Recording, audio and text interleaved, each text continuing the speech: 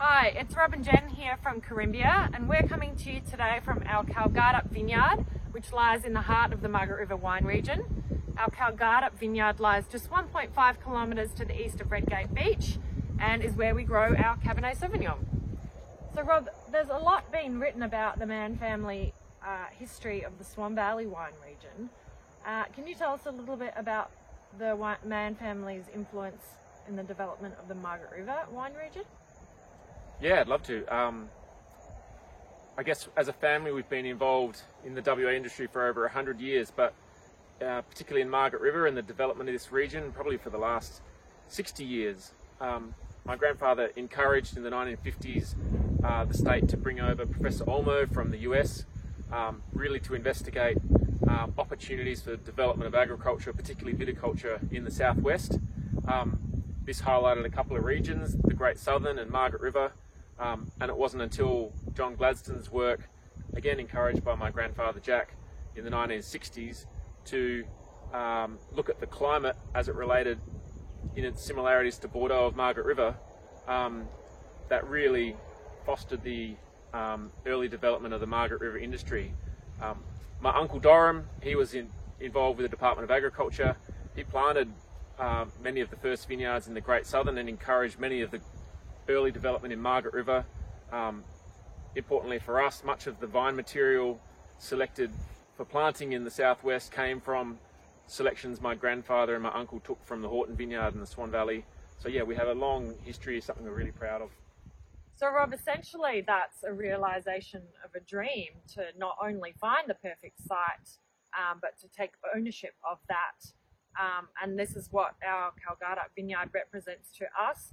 I guess in some way it's our next generation's mark within the West Australian wine industry. This is an exciting start of a journey for us in Margaret River. So let's backtrack a little bit and talk about what we've done since taking ownership of this vineyard from a viticultural sense, and what we've changed to revitalise this vineyard. Yeah, well, we have a beautiful property, mostly bush, but there's about 4 to 5 hectares of plantable area.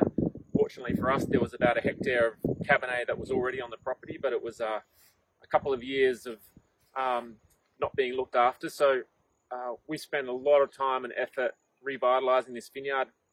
Lots of chainsaw work, removing all the old wood, all the old material, reworking the trellis, establishing an organic regime of farming, so that we can produce a wine that aligns to our philosophy and hopefully celebrates this beautiful, unique part of the world. So we're in the floor of the vineyard and you can see some big cuts here. This used to be a big unilateral spur prune cordon, which we've come through and chainsawed. We've re-established this vine on 2 canes. You can see we've lowered the cordon. We haven't filled the wire because with Cabernet we only want short canes, so we get an even bud burst. So yeah, this was the sort of work that we did a few years ago. You can see this old irrigation line. We don't use it. Our vineyards are dry farmed, so it just kind of gets in the way. But the important thing about this property is really the soil.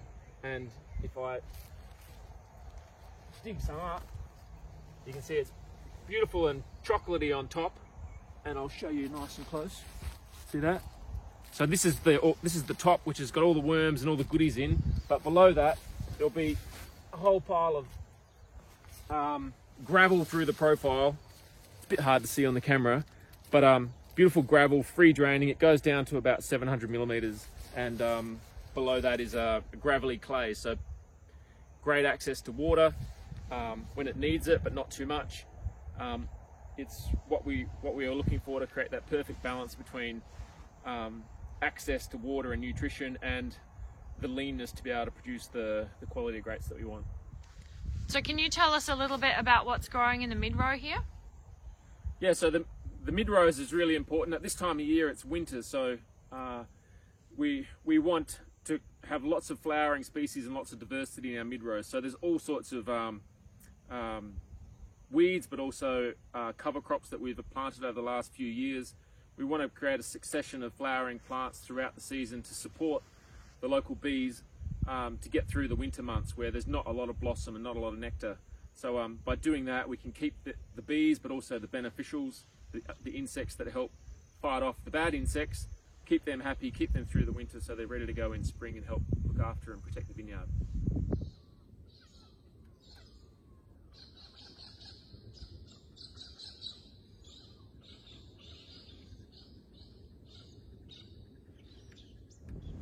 So here we are in another section of our Calgarduk vineyard, slightly east of the Cabernet block, and this really represents the future. So a beautiful empty paddock, which was once planted 2 vines. We've recently pulled out all of the old infrastructure, and what we're going to plant here is a 4th generation Massal selection of the Horton clone of Cabernet.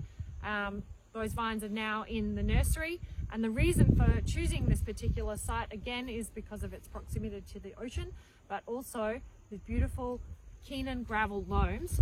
I'll bring some up to the camera here. Really open, pliable soil, and excellent for Cabernet. We're excited about this block. And it's Friday, so we get to have a glass of wine in the vineyard, and today we're tasting our 2019 Carimbia Cabernet from our Calgarduk vineyard, in which we're sitting in today, due for release on the 20th of July. Essentially, we really wanted to make a wine that tastes as fresh and vibrant as this pristine coastal location in which it's grown. Margaret River Cabernet hasn't always been approachable in its youth, and we wanted to make something that was imminently drinkable, yet still age-worthy. So with that in mind, how we make this wine is that we harvest all of our fruit from this vineyard. We then take it to the winery where it is berry sorted, and then we tip that fruit into an open French oak vat. It essentially then goes through a natural whole berry fermentation. The time on skins is relatively short. About 10 days. Quite minimalist in terms of how we extract that flavour, tannin, aromatics. We would almost call that an infusion rather than an extraction. We then press that off to seasoned oak, where it spends about 10 months in barrel prior to Large bottling. format. Yep. Large format oak. So what we can see in the glass here is a wine that exudes perfumed floral characters. It has some beautiful saltbush salinity, and for me it has some beautiful pliable velvety tannins that also exude what we see as a typical vineyard characteristic. It's got this graphite-like structure to the wine, so very much approachable in its youth and drinking beautifully pre-release. Yeah, medium body, but super bright, delicious, sort of perky and fresh, crunchy berry fruit, but with a lovely succulent palate. So yeah, long, flavoursome, expressive. You can go with lots of different food styles. It's not going to beat you up with tannin and oak. It's got a lovely, expressive character that we try really hard to preserve for this vineyard. So 2019 delicious vintage. So yeah, love it. Well, thanks everyone for joining us via our Carimbia Cam in the vineyard in Margaret River, right next to the ocean. We wish you could be here. If you can, bring your surfboard. Cheers to that. Cheers.